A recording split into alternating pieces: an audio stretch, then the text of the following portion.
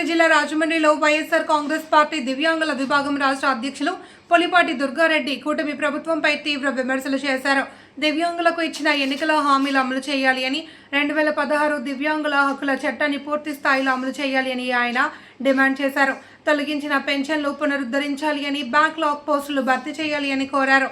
చంద్రబాబు ప్రకటించిన ఇంద్రధనుస్సు 7 వారాలకు బడ్జెట్ కేటాయించాలి అని, దివ్యాంగులకు హామీ ఇచ్చిన ఉచిత బస్సు పథకాన్ని వెంటనే అమలు చేయాలి అని విజ్ఞప్తి చేశారు. సమస్యలు పరిష్కారం కాకపోతే రాష్ట్ర వ్యాప్తంగా ఉద్యమం చేస్తామని హెచ్చరించారు. చంద్రబాబు నాయుడు గారు కూటమి ప్రభుత్వం ఏర్పడి 2 సంవత్సరాలు కావస్తున్నా నేటికి ఒక్క దివ్యాంగ పెన్షన్ కూడా మంజూరు కాలేదు. అలాగే ఇటీవల కాలంలో దివ్యాంగులపై దాడులు ఎక్కువైపోయినాయి.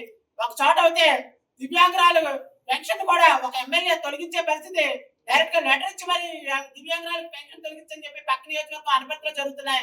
ఇలాగా డైరెక్ట్ గా కూటమి ప్రభుత్వ నాయకులు దివ్యాంగుల పెన్షన్ తొలగించమని సాక్షాత్తు ఎమ్మెల్యేలే లెటర్లు రాసి మరి వీళ్ళకి తొలగించండి అని చెప్పి రాసిస్తారంటే దివ్యాంగుల ప్రభుత్వానికి, దివ్యాంగులకి పట్ల ఈ కూటమి ప్రభుత్వానికి ఎంత నిరంకుశ వైఖరి ఉందని తెలియజేసుకుంటాం.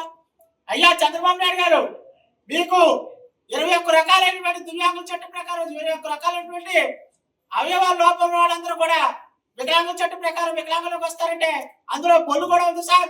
అలాగైతే మీరు మా వికలాంగుడే అయినా సరే సాటి వికలాంగుల పట్ల మీకు ఎంత కక్ష అనేది మేము ఈ రోజు మేము తెలియజేసుకుంటాం సార్. ఈ కక్ష ధోరణి మార్చకపోతే భవిష్యత్తులో వైఎస్ఆర్ కాంగ్రెస్ పార్టీ తరఫున ఎటువంటి ఉద్యమాలకైనా సరే మేమందరం కూడా సిద్ధంగా ఉంటామని తెలియజేసుకుంటాం సార్. అలాగే మానసిక వికలాంగులకి ఈ కూటమి ప్రభుత్వం వచ్చాక సదరన్ సర్టిఫికెట్లో చాలా శాతాన్ని తగ్గించడమే కాకుండా వాళ్ళకి టెంపరీ సర్టిఫికెట్లు ఇస్తారు సార్. మానసిక వికలాంగత్వం పిచ్చి అనేది అసలు